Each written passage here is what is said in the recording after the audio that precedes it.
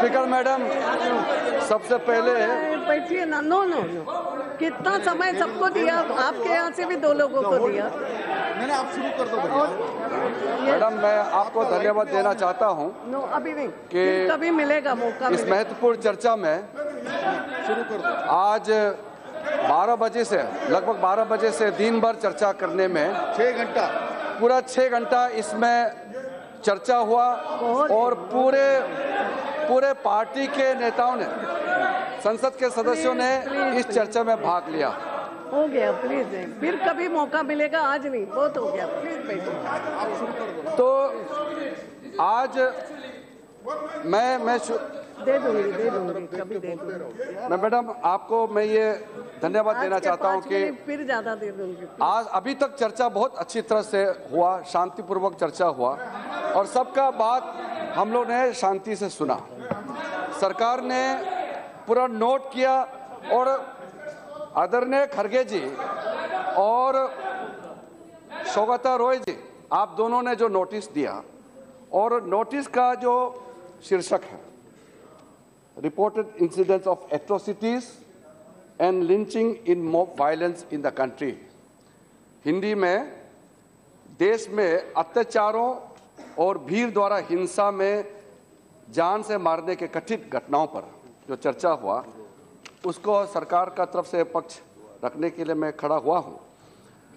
हम लोगों ने बहुत ध्यान से सुना और इसलिए मैंने कहा कि पूरा हमने आपका बात को सुना, इसलिए हमारे सरकार का पक्ष को भी आप ध्यान से सुनिएगा। मैं बहुत ज़्यादा विषय लंबा नहीं ले जाऊंगा। हम लोग सब संविधान के प्रति सब समर्पित भाव से मानते हैं और संविधान के मतलब से ही हम लोग चलते हैं। इसलिए जब हम लोग ने ओथ लिया है, चाहे प्रधानमंत्री हो, चाहे मंत्री हो, चाहे हम संसद के सदस्य हैं, हम लोग ने ओथ लिया, तो ओथ लिया है तो संविधान में जो प्रावधान है और उस प्रावधान से जो कानून बना है विभिन्न प्रकार का, उसी प्रकार से ही देश चलता है। संविधान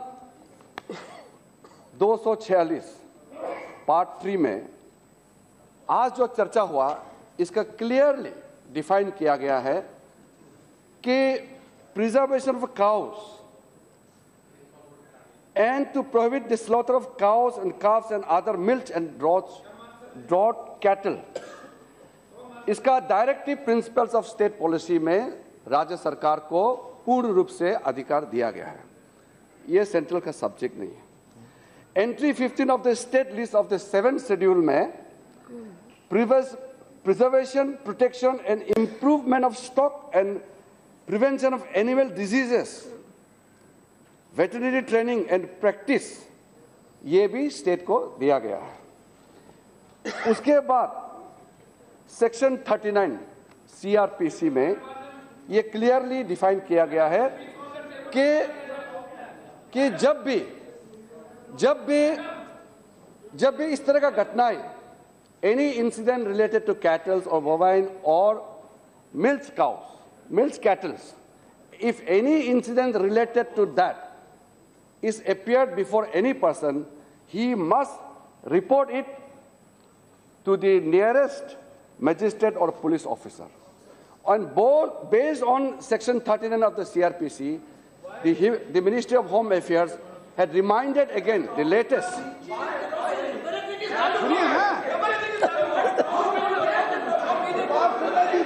Yes, Kiran ji, you don't. So, based on the provisions in the law, we have issued clear advisory to all the states and union territories of the country that mob lynching or anything related to that will not be acceptable. So, strong action must be taken. Now, Madam, I cannot imagine a situation where the Prime Minister directs a situation, what they are saying, that Prime Minister or the Union government should take over the state administration just because there is one incident. Is it possible? we are functioning under the provisions of the Constitution of India. There is a federal structure which is very well defined. Address to chair. If madam, मुझे इस बात का शुरू से आशंका थी कि वो एक राजनीतिक मुद्दा से ही चर्चा लाया, वो चर्चा में इंटरेस्ट नहीं है। नहीं तो मैं जब यहाँ कोई विवादित बात नहीं कर रहा हूँ तो फिर भी ये क्यों चिल्ला रहे हैं? जब मैं संविधान का दायरे में जो प्रावधान है इसी को बता रहा हूँ तो ये बीच बीच में उठ करके जो हंगामा करना, इससे पता चलता है कि इसको इस मुद्दे से कोई मतलब नहीं है, उसको एक राजनीतिक मुद्दा चाहिए था। और जिस तरीके से इन्होंने आज बेबुनियाद बातें कही, जिस तरीके से टॉपिक से बाहर जाकर के इन्होंने बात किया, फिर भी हमने उसको टोका नहीं, हमने इसका बात को ध्यान से सुना मैडम। और आज जब मैं संविधान के अंदर में जो प्रावधान है इसी को मैं उल्लेख कर रहा हूं, तब भी इनको तकलीफें होते हैं। मैं सिर्फ इतना कह सकता हूं, अगर आप इसको सिर्फ एक राजनीतिक मुद्दा बनाना है तो फिर समय मांग करके सदन में आपने चर्चा क्यों मांगा? जब आपने चर्चा मांगा तो चर्चा को सुनने के लिए भी, उसका जवाब के लिए भी आपको तैयार रहना चाहिए। मैं एक दो बातें मैडम बताना चाहता हूं। सबसे पहले जब मैं एट्रोसिटीज का बात करता हूं मैडम, ये जब आंकड़े इसके पास आंकड़े पहुंचेंगे और आंकड़े देशवासियों के पास पहुंचेंगे, इसका पोल खोलेंगे, आज जो ये मुद्दा उठा के आया है सब नंगा होंगे, क्योंकि हमारा सरकार ने जो किया है हम एक तथ्य के आधार पर हम बोल रहे हैं। और इन्होंने प्रधानमंत्री जी को बदनाम करने के लिए जो तरह तरह से एक मुद्दा बनाते हुए एक डिजाइन के साथ एक देश भर में हवा खड़ा करने का जो कोशिश करता है, इसको समय समय में जनता ने जवाब देते आ रहे हैं। हम जब विपक्ष में थे मैडम, हम विपक्ष में थे, तब इन्होंने यहाँ सत्ता में बैठ करके इन्होंने जिस तरीके से इस देश को एक अपने तरीके से जो एक दृश्य दिखाया, उसमें उन्होंने सेकुलरिज्म के नाम पे उन्होंने ऐसा मजाक किया, और आज मैं उसका जवाब देना चाहता हूं। और मैडम, सबसे पहले मैं आंकड़ा देना चाहता हूं। हम जब 2014 में हम सत्ता में नहीं आए थे, मैं एक उदाहरण के तौर पर बताना चाहता हूं। महाराष्ट्र में हमारा सरकार नहीं आए थे, दिल्ली में केंद्र में हमारी सरकार नहीं आए थे, उस समय जो कुछ घटनाएं मैं आपको बताना चाहता हूं। आपको उसमें मॉब लिंचिंग दिखाई नहीं दिया था क्या? मैं उदाहरण के तौर पर आपको बताना चाहता हूं। 2014 में वेस्ट बंगाल का घटना, उसके बाद महाराष्ट्र में जनवरी दोंडाईचा गांव में जो घटना हुआ, ये शुरू से ये यही चाहते हैं, भागने वाले हैं, इसलिए ये बहाना बना रहे हैं। सच्चाई सुनने का इसमें ताकत नहीं है, इसलिए जब सच्चाई बात इस सदन में बताए जा रहे हैं और ये हंगामा करके वॉकआउट का ड्रामा कर रहे हैं, सदन का समय बर्बाद किया है, 6 घंटे इसमें बहस किया है, सारा सदस्यों ने इसमें हिस्सा लिया है, और जब जवाब देने के लिए हम खड़े हैं तो ये जो ड्रामा कर रहे हैं। मैडम, मैं आपको बता रहा था, हमारा सत्ता में आने से पहले महाराष्ट्र में भारतीय जनता पार्टी का सरकार बनाने से पहले लगातार जो वाकयात हुआ है, मैं आपको दूसरे गांव को बताता हूं। सिंगायत गांव में 2014 17 मार्च को जलगांव जिले में जो घटना हुआ, उसमें कितने हिंदू और मुस्लिम के बीच में जो दंगा हुआ, उसमें बीफ कैरी करके ले गया, इस तरह का कोई इंसिडेंट लेकर के, उसके बाद रमानंद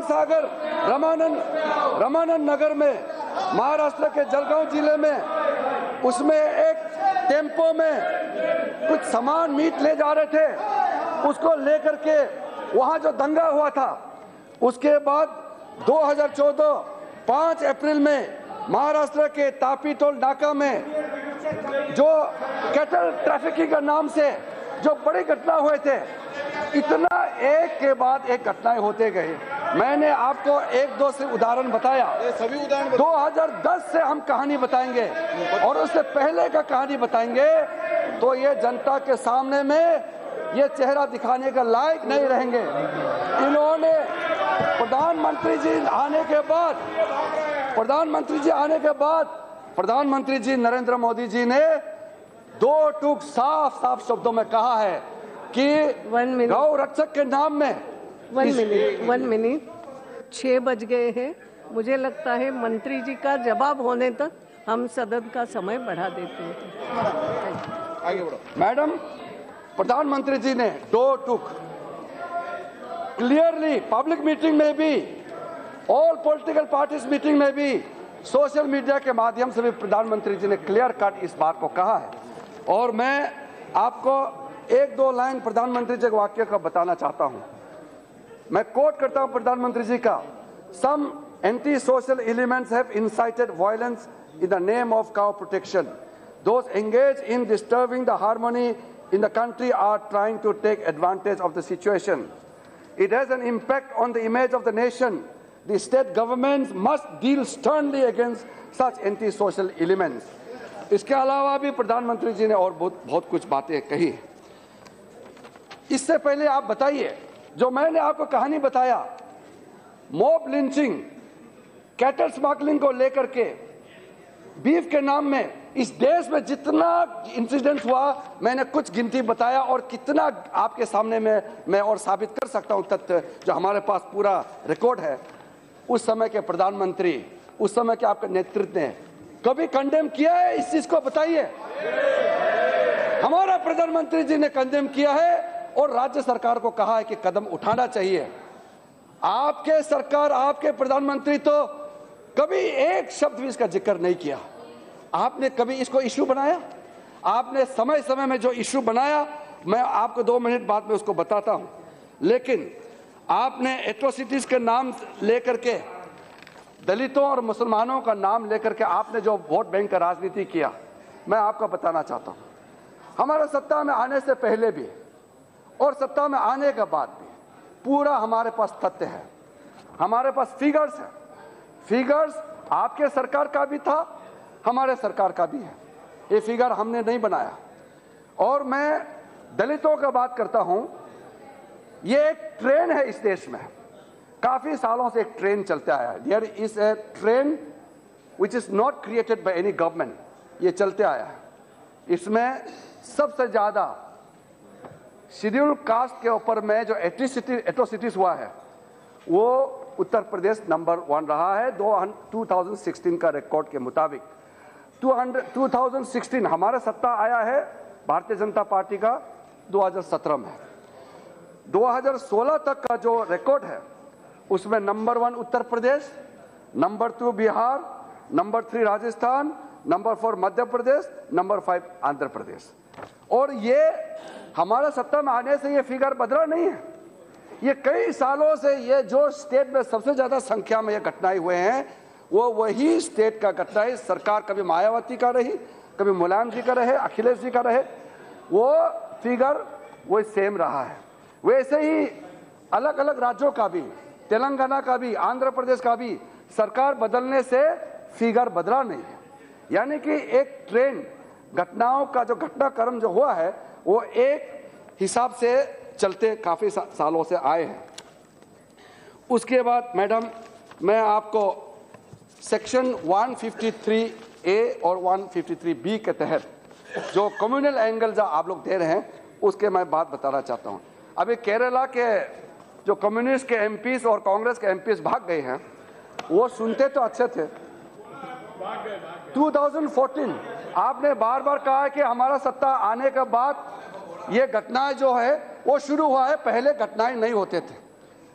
और मैंने आपको बाकी चीज का जो बताने वाले हैं वो बाद में बताऊंगा, लेकिन केरला में 2014 में पहले कांग्रेस का सरकार थे, फिर लेफ्ट पार्टी का सरकार आए। सबसे ज्यादा हिंदुस्तान में कम्युनल जो वायलेंस हुआ है, और सेक्शन 153 और 153A 153B में जो दर्ज किया गया है, हिंदुस्तान में सबसे ज्यादा इंसिडेंट केरल में हुआ है। अब केरल के लोग कैसे जवाब देंगे? एमपी लोग तो भाग गए हैं, बाहर चले, उनके राज्य सरकार को जवाब देना चाहिए। उसके बाद 2015 में सबसे ज्यादा घटनाएं कम्युनल जो वायलेंस, एक कम्युनल नेम से जो क्लैशेस हुआ है, वो सबसे ज्यादा घटनाएं हुआ है उत्तर प्रदेश में, दूसरे नंबर में हुआ है तेलंगाना, और तीसरे नंबर में हुआ है कर्नाटका। अब कर्नाटका का भी हमारा खड़गे जी और बाकी सब चले गए हैं। और 2016 में ये घटनाएं सबसे ज्यादा हुआ है उत्तर प्रदेश, और दूसरी सबसे बड़ा घटना नंबर 2 में रहा पश्चिम बंगाल। ये फिगर मैं आपको दूंगा, ये पश्चिम बंगाल में हुआ, ये फिगर मेरा नहीं है। और तीसरे नंबर में केरला हुआ है। ये फिगर हमारा नहीं है, ये ऑफिशियल फिगर है। ये स्टेट का, ये फिगर आप ही देते हैं। स्टेट देता है। ये मैडम, ये जो फिगर है, ये फिगर राज्य सरकार से ही मिलता है, हम अपने आप दर्ज नहीं करते हैं। इसलिए अगर if you dispute this figure, you are disputing the figure of the government of West Bengal. अगर अध्यक्ष महोदय, अगर तथागत दादा इस फिगर को, सौगता रॉय दादा इस फिगर को डिस्प्यूट करते हैं, इसका मतलब वो अपना सरकार का फिगर को डिस्प्यूट कर रहे हैं।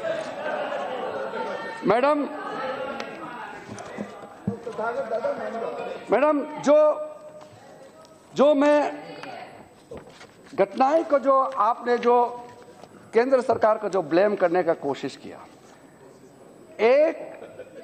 एक जो नोटिफिकेशन जारी हुआ, जो अभी सुप्रीम कोर्ट ने उसको स्टे किया हुआ है, Madurai bench, Madras high court ने उसको स्टे किया, जिसको बाद में फिर से सुप्रीम कोर्ट ने ऑल ओवर कंट्री में इसको स्टे दिया गया है। इसलिए सब जुडिस होने के कारण मैं उस विषय में ज्यादा लंबा से नहीं जाना चाहता हूं। लेकिन आप राज्य सरकार और केंद्र सरकार को मिलकर के काम करने के लिए अच्छा सुझाव देने के बजाय आप खामखा इसको बार बार प्रधानमंत्री जी को टारगेट करके, केंद्र सरकार को टारगेट करके आप क्या प्राप्त करना चाहते हैं? आप चाहते हैं क्या प्रधानमंत्री पूरे देश का जो फेडरल स्ट्रक्चर को तोड़ के स्टेट गवर्नमेंट को अपने हाथ में ले लो? ये हो नहीं सकता है मैडम। एक सिस्टम के तहत हम चल रहा है, और हम होम मिनिस्ट्री जब जरूरत पड़ता है, हमको लगता है कि हमको इंटरवीन करना चाहिए, एडवाइजरी जारी करना चाहिए, मदद देना चाहिए, हम समय समय पे राज्य सरकार के साथ तालमेल रहा है। हमारा वरिष्ठ मंत्री राजनाथ सिंह जी ने जब जरूरत पड़ा टेलीफोन से मीटिंग कॉल करके राज्य के साथ में संपर्क रहा। हमारे वरिष्ठ अधिकारी, जो गृह मंत्रालय में जो अधिकारी लोग हैं, वो समय समय में राज्य सरकारों से तालमेल में काम करता है। स्टेट का अपैरेटस और सेंटर का जो मशीनरी है, उसमें कोई विरोधाभास नहीं है। विरोधाभास सिर्फ राजनीतिक दृष्टि से जो हम लोग बोलते हैं, इश्यू बनाते हैं, वहां पे विरोधाभास है। सरकार, वहां का राज्य सरकार के जो मशीनरी है, सेंट्रल गवर्नमेंट की मशीनरी है, उसमें तालमेल है। आपने जो कुछ दो तीन केस के बारे में मैं बताना चाहता हूं। केसेस तो बहुत हुए हैं, पूरा कहानी भी बहुत है, लेकिन जो खड़गे जी ने हम लोगों को पूछा कि आपने कार्रवाई क्या किया, मैं आपको दावे के साथ कहता हूं, इतना स्विफ्ट एक्शन हमारा निगरानी में हम लोग जहां भी देखते हैं, मैं राज्य सरकार का प्रति उनका बिहार से मैं बोल रहा हूं कि इतना क्विक एक्शन इससे पहले हमने देखा नहीं है। राजस्थान में जो घटना हुआ, राजस्थान में 200 लोगों का एक जमावड़ा हुआ, और वहां में एक घटना हुआ, मोहम्मद पहलू खान का जो घटना आप लोगों ने जिक्र किया, तुरंत कोई विलंब किए बिना विलंब किए एफआईआर लॉन्च किया, और 5 लोगों को तुरंत गिरफ्तार किया गया है। जेल में डाला गया, उसको अरेस्ट हो गया। उसके बाद हरियाणा में पालवाल फरीदाबाद में जो घटना हुआ 23 जून 2017 का जो घटना हुआ, उसमें 4 मुसलमान भाइयों को जो मारने का घटना सामने में आया, उसके तुरंत बाद कार्रवाई हुआ और उसमें 4 लोगों को तुरंत उसको अरेस्ट किया गया है। बेल तो आप चाहता है कि कोर्ट को हम ले लें? अध्यक्ष महोदय, इतना वरिष्ठ नेता होते हुए, इतना वरिष्ठ सांसद होते हुए वो चाहते हैं कि जुडिशरी का काम भी सरकार ले ले क्या? बेल किसको देना है नहीं देना है वो भी सरकार तय करेंगे क्या? वो स्पीकर मैडम, मैं कभी कभी ताज्जुब होता हूं कि इतना वरिष्ठ नेता भी स्लिप हो सकता है और गलत बात बोल सकते हैं। आप ऐसे बात मत कीजिए मैडम।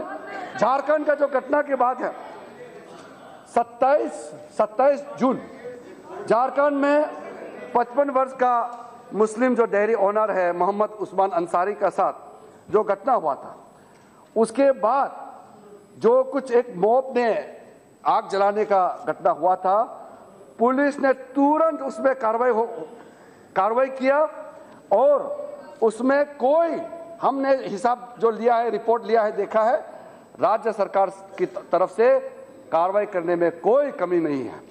उसके बाद झारखंड में दूसरा घटना अलीमुद्दीन अलियास असगर का घटना हुआ, उसमें एफआईआर लॉन्च हुआ, 7 लोगों को गिरफ्तार किया गया है। महाराष्ट्र में नागपुर में जो घटना आप लोगों ने, काफी लोगों ने जिक्र किया, उसमें 4 लोगों को गिरफ्तार किया गया है। इससे पहले जो घटनाएं मैंने जिक्र किया, आप लोग ताज्जुब होगा, सारा का सारा मैडम, मैं अगर यहां में तथ्य रखूंगा तो आप खुद को शर्मिंदा होगा कि आप लोगों ने इस मुद्दा को यहां उठा करके हमको उंगली उठाने का काम किया। हमने कानून के मुताबिक जो कार्रवाई करने का काम किया है, उतना स्विफ्ट उसका मुकाबले कोई नहीं कर सकता है। और मैडम, आप लोगों ने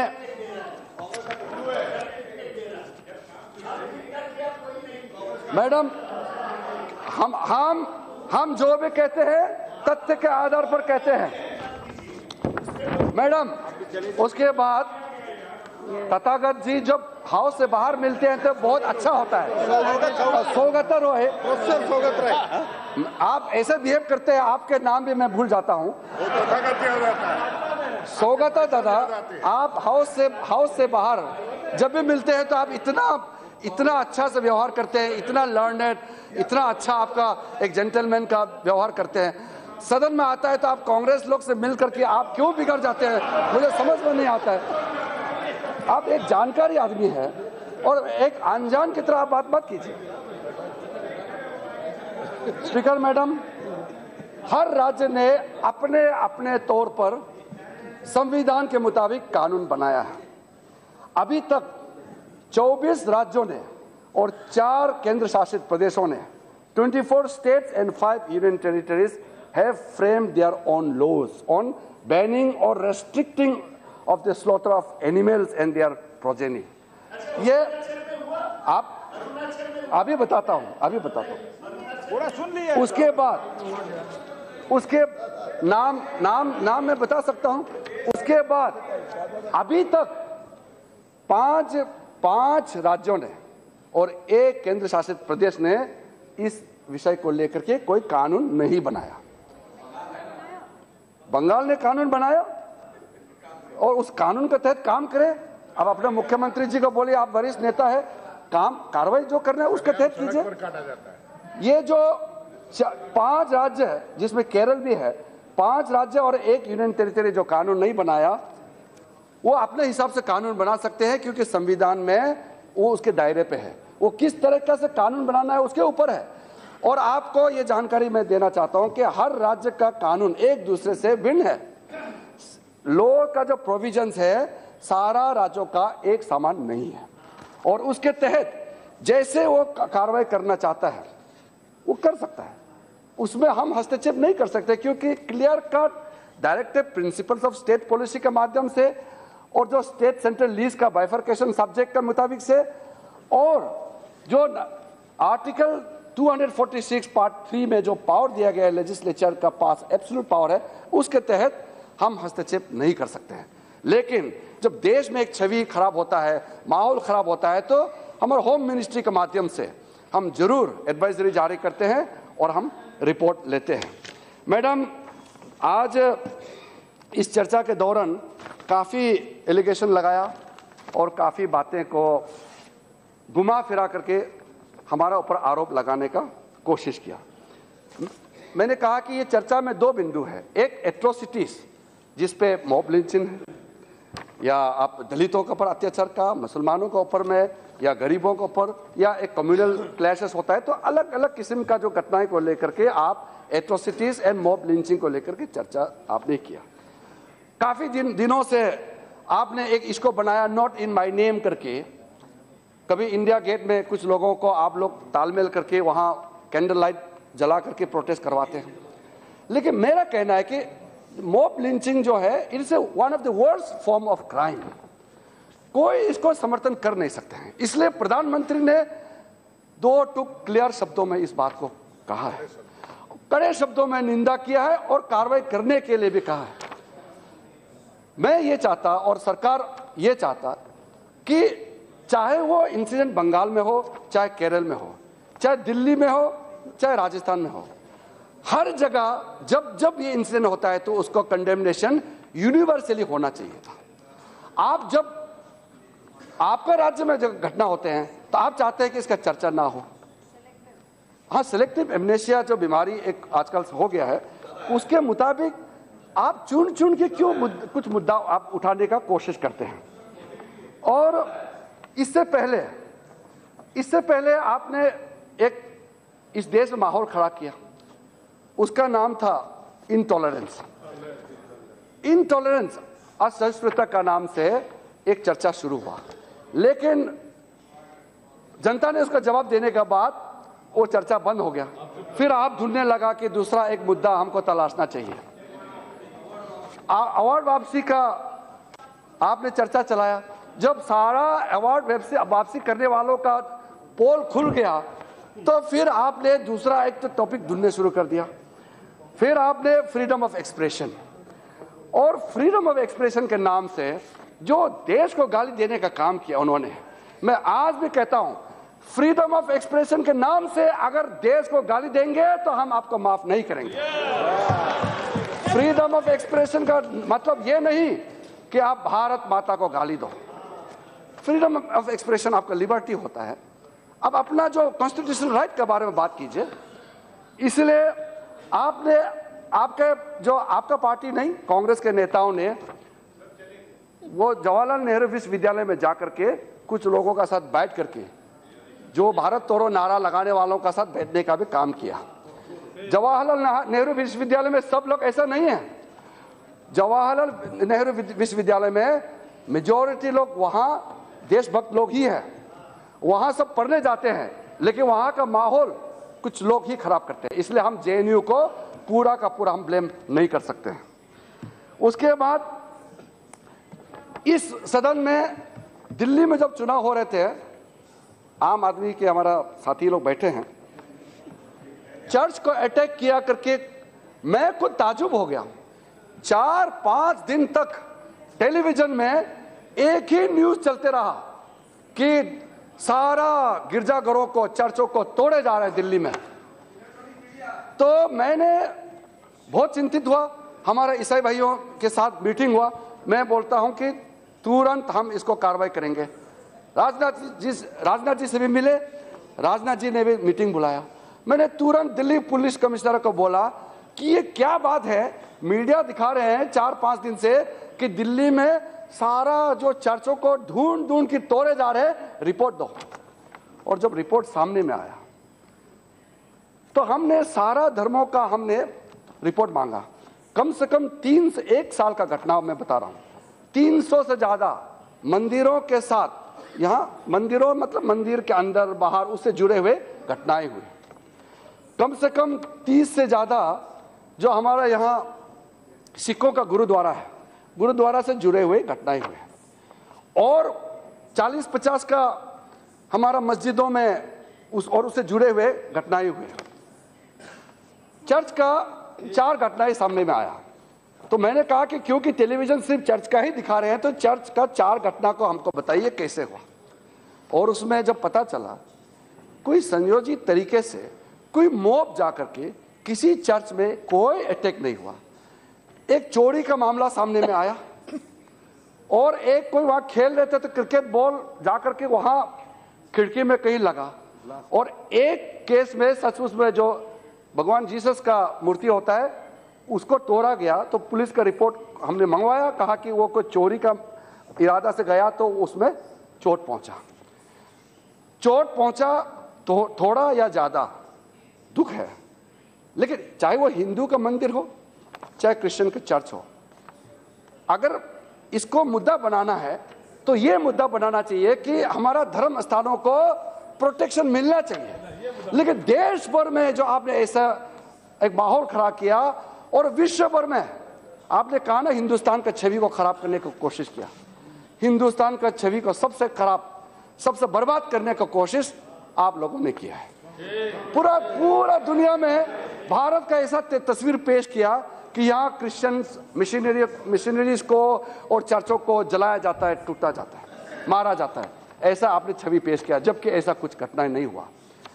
कुछ बातें हैं मैं कांग्रेस के दोस्तों को याद दिलाना चाहता हूं। मैं अभी वो भाग गए, लेकिन बाद में उसको बताऊंगा। चले गए वो चले गए, लेकिन उसको बताऊंगा कि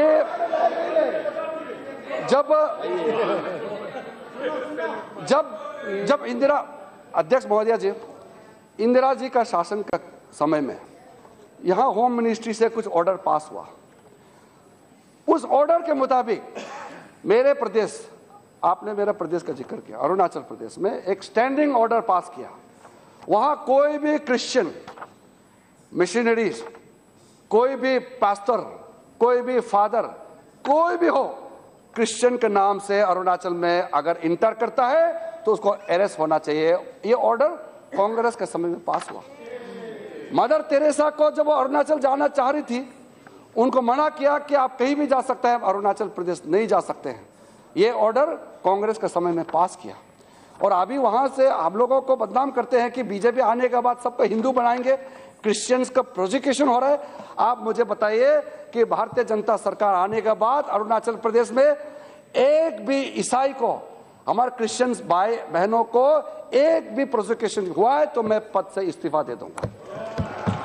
लेकिन कांग्रेस को ये जवाब देना पड़ेगा। हजारों लोगों को जो जेल डाला, घर जलाया दिया गया, जो क्रिश्चियंस के मशीनरी का जितना भी जो फंक्शनरीज को जो टॉर्चर किया और उस समय घर जला दिया गया, उसके लिए क्या कभी कांग्रेस माफ मांगेगी? आपका जो कारनामा है, आपका जो करतूत है, उसको तो आप छुपा के रखते हैं। और आप जब इस सरकार के खिलाफ बोलने के लिए कुछ नहीं है, भ्रष्टाचार सबसे बड़ा मुद्दा था। आज से 3 साल पहले प्रधानमंत्री आदरणीय नरेंद्र मोदी जी आने के बाद भ्रष्टाचार का इश्यू तो खत्म हो गया है हमारा केंद्र सरकार का डिक्शनरी से। तो आपके पास कोई मुद्दा नहीं है तो आप ये इंटॉलरेंस, अवार्ड वापसी, और आज आप मॉब लिंचिंग के नाम से 6 घंटा इस सदन में आपने बहस लेकर के आने का काम किया। हम भागने वाला नहीं है। अगर हम तो वॉकआउट भी नहीं करते हैं। और मैडम आपको अच्छा से मालूम है, हम जब यहाँ 2004 से हम लोग जब अपोजिशन में एमपी थे, हम जब प्रोटेस्ट करते भी थे तो हम बहुत ही शालीनता से प्रोटेस्ट करते थे। और ये चेयर्स हम लोग बाहर जाते नहीं थे, जबकि हमारा नंबर में ज़्यादा फर्क नहीं था। हमारा 137 था, कांग्रेस का 145 था, करीब करीब बराबर नंबर था। फिर भी हम लोग जबरदस्ती करके यहाँ नहीं आते थे और स्पीकर के ऊपर में कागज नहीं फेंकते थे। हम लोग डेमोक्रेटिकली डिसिप्लिन के साथ हम लोग बहस में हिस्सा लेते थे। लेकिन आप लोगों ने कैसे ठोकते थे हमको। आपका एक वरिष्ठ मंत्री ने कहा कि हम सारा लोगों को बुलाएंगे मीटिंग में, बीजेपी को नहीं बुलाएंगे। हम लोग इलेक्टेड एमपी है, रिकॉग्नाइज अपोजिशन पार्टी है, फिर भी आप लोगों ने इस तरह का भाषण और इस तरह का वाक्य का इस्तेमाल किया है। और मैडम, ये बहुत बड़ा देश है।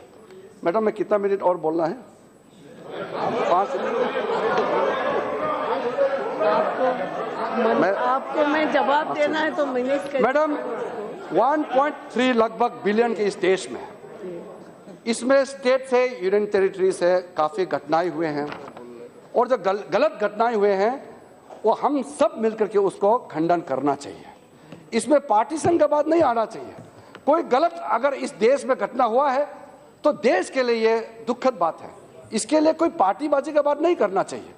और मैडम, इसमें किसी भी राज्य में कोई भी घटना होता है, कोई भी वायलेंस होता है, आप बताइए आज हमारा सरकार नरेंद्र मोदी जी का प्रधानमंत्री बनने के बाद कहीं कोई घटना हुआ है हमने सहायता देने से अगर मना किया है, भेदभाव किया है, तो आप बताइए।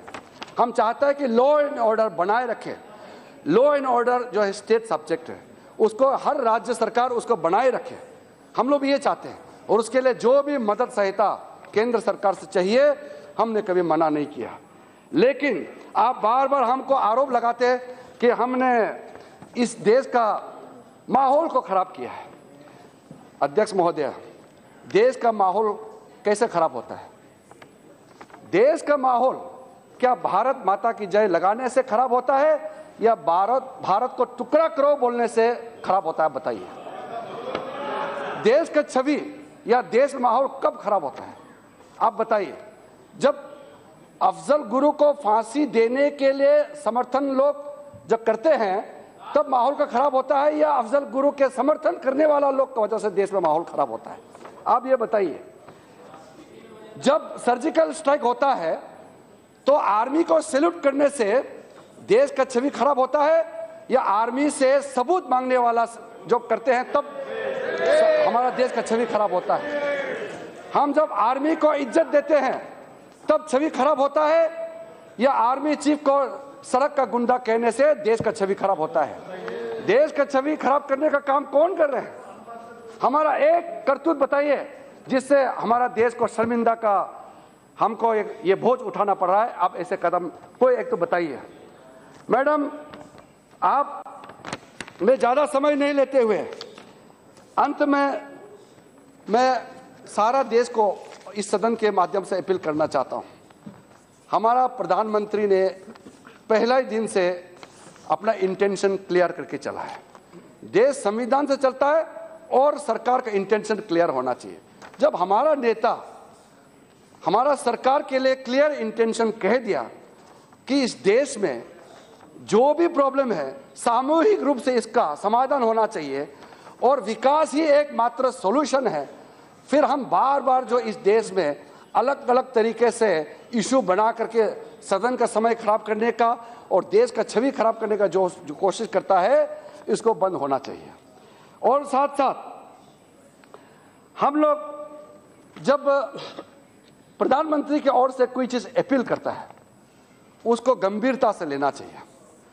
जब प्रधानमंत्री ने जब अपील किया है तो हमारे लिए भी है, राज्य सरकारों के लिए भी है और देश के सब जनता सब नागरिकों के लिए है, उसको इज्जत देना चाहिए। देश दुनिया में आज प्रधानमंत्री जी का गुण गा रहे हैं। ऐसा समय अध्यक्ष जी समय बार बार नहीं आता है कि किसी देश को ऐसा प्रधानमंत्री मिले। ऐसा मौका इतिहास में हर देश के नसीब में बार बार मिलता नहीं है। अब ये हमारा समय है।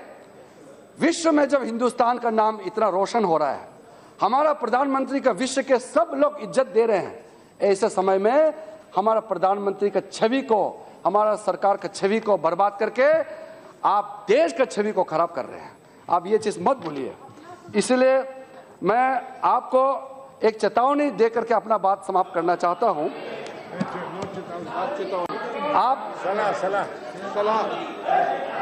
आप समझ मैं क्या कहना चाहता हूं, आप समझिए। चेतावनी मत बोलो। आप मेरा बात का पूरा सुन लीजिए। जनता, आप जितना बार बार ये मुद्दा उठा रहे हैं, आप उतना अपना आपका वेश नकाब हो रहे हैं। देश जनता के सामने में आपका जो अंदर का जो असलियत है वो सामने में आ रहा है, क्योंकि आप इस तरह का गलत बात जितना भी इशू उठाते हैं, भारतीय जनता पार्टी उतना ज्यादा मजबूत होकर के उभर के आ रहे हैं। क्यों बताइए? अगर आपके बातों में दम होते, आप जो प्रधानमंत्री को बदनाम कर रहे हैं उसमें दम होते, तो इतना जनता का समर्थन प्रधानमंत्री जी को और भारतीय जनता पार्टी को क्यों मिल रहे हैं? ये बताओ।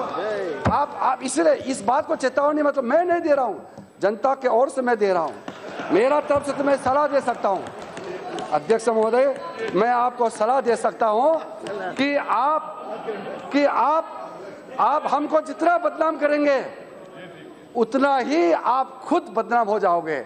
हमारे ऊपर आप एक अंगुली दिखाओगे, आपका 5 अंगुली आपके ऊपर में पड़ता है। आप ये चीज मत भूलिए।